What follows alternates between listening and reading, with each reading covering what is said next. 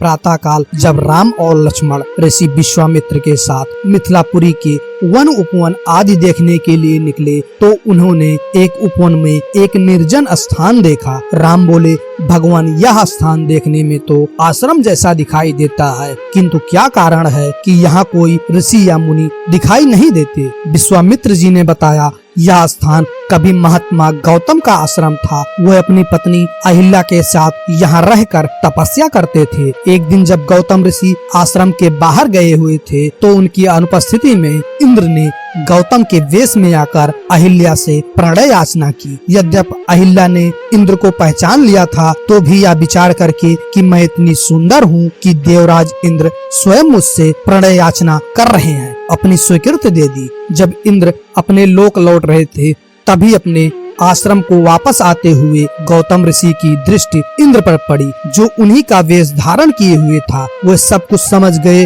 और उन्होंने इंद्र को शाप दे दिया। इसके बाद उन्होंने अपनी पत्नी को शाप दिया कि रे दुराचारिणी, तू हजारों वर्ष तक केवल हवा पीकर कष्ट उठाती हुई यहाँ राख में पड़ी रहे। जब राम इस वन में प्रवेश करेंगे तभी उनकी कृपा से तेरा उद्धार होगा, तभी तू अपना पूर्व शरीर धारण करके मेरे पास आ सकेगी। यह कहकर गौतम ऋषि इस आश्रम को छोड़कर हिमालय पर जाकर तपस्या करने लगे। इसलिए हे राम, अब तुम आश्रम के अंदर जाकर अहिल्या का उद्धार करो। विश्वामित्र जी की बात सुनकर वह दोनों भाई आश्रम के भीतर प्रविष्ट हुए। वहाँ तपस्या में निरत अहिल्या कहीं दिखाई नहीं दे रही थी, केवल उसका तेज संपूर्ण वातावरण में व्याप्त हो रहा था। जब अहिल्या की दृष्टि राम पर पड़ी तो उनके पवित्र दर्शन पाकर एक बार फिर सुंदर नारी के रूप में दिखाई देने लगी। नारी रूप में अहिल्या को सम्मुख पाकर राम और लक्ष्मण ने श्रद्धा पूर्वक उनके चरण स्पर्श किए।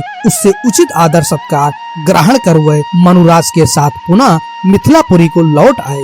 अगर ये कहानी आपको अच्छी लगती है प्लीज लाइक करें, शेयर करें और इस चैनल को सब्सक्राइब करके अपने भाई का सपोर्ट करें। Thank you. जय माता दी, जय श्री राम, जय श्री कृष्ण, जय हिंद दोस्तों।